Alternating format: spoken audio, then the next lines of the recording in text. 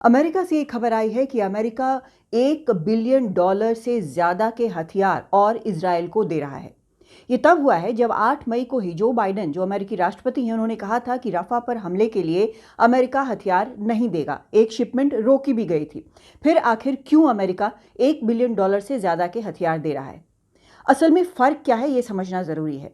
जो हथियार के शिपमेंट रोके गए थे, वो एक शिपमेंट था, उसमें करीब 3500 बम थे।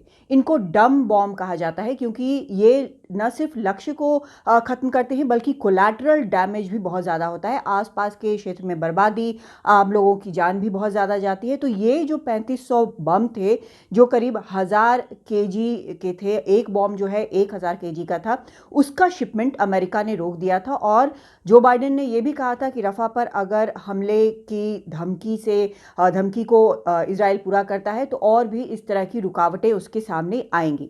तो आखिर क्या कारण है कि एक बार फिर से $1 बिलियन से ज्यादा के हथियार अब अमेरिका भेजने वाला है इजराइल को?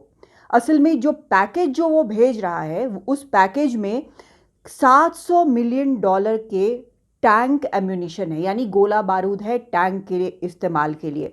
$500 मिलियन के टैक्टिकल व्हीकल हैं, यानी वो गाड़ियां जो कि युद्ध क्षेत्र में इस्तेमाल होती हैं। $60 मिलियन के मोर्टर राउंड से गोलियां जो छोड़ी जाती हैं वो हैं। और ये सभी जो है वो सूत्रों के हवाले से खबर आ रही है कि इस तरह की चीज़ें जो है करीब $1 बिलियन से ज़्यादा की वो भेजी जा रही हैं। लेकिन असल बात यह है कि अमेरिका ने कभी ये कहा ही नहीं था कि वो हथियार भेजना बंद कर देगा। उसने सिर्फ एक शिपमेंट रोकी थी और उन सिर्फ बमों को रोका था। बाकी हथियार जो हैं वो बदस्तूर इजराइल भेजना जारी है। असल में जो बाइडेन इस साल चुनाव के साल में हैं, उनके सामने खड़े हैं ट्रंप, और डोनाल्ड ट्रंप के मुकाबले में वो काफ़ी अपने आप को काफ़ी जोर लगा रहे हैं। और इजराइल जो है वो एक बड़ा मुद्दा है इस युद्ध में, इस वक्त, इस साल चुनाव में भी अमेरिका में। तो जब उन्होंने एक खेप रोकी बमों की, तो रिपब्लिकन, जो डोनाल्ड ट्रंप की पार्टी है, उसके लोगों की कड़ी आलोचना उनको सहनी पड़ी जो बाइडेन की, जिनका ये कहना था, रिपब्लिकन्स का, कि इस तरह से इस वक्त पर साथ छोड़ना इजराइल का बिल्कुल गलत होगा। अहम सहयोगी हैं इजराइल और अमेरिका, और इस तरह से हथियार भेजना बंद करना बहुत ही गलत होगा। दूसरी तरफ 7 महीने जब इस इजराइल हमास युद्ध को हो रहे हैं, तो डेमोक्रेट्स जो हैं वो इस बात पर लगातार चिंता जाहिर कर रहे हैं कि जो हथियार जो बाइडेन ने भेजे हैं उनका इस्तेमाल सिविलियंस पर भी हो रहा है, जिस तरह से सिविलियन कैजुअलिटी जो है वो बहुत ज़्यादा है। तो दोनों तरफ से आलोचना जो है वो जो बाइडेन झेल रहे हैं। लेकिन अगर रणनीतिक बात करें तो अमेरिका हथियार भेजना बंद इजराइल को नहीं करेगा।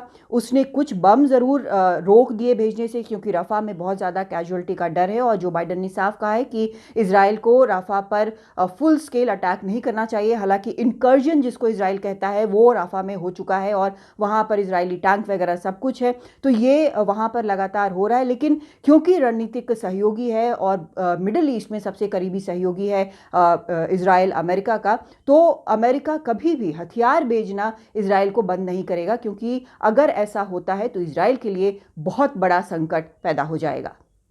दिल्ली से कादम्बिनी शर्मा, एनडीटीवी इंडिया।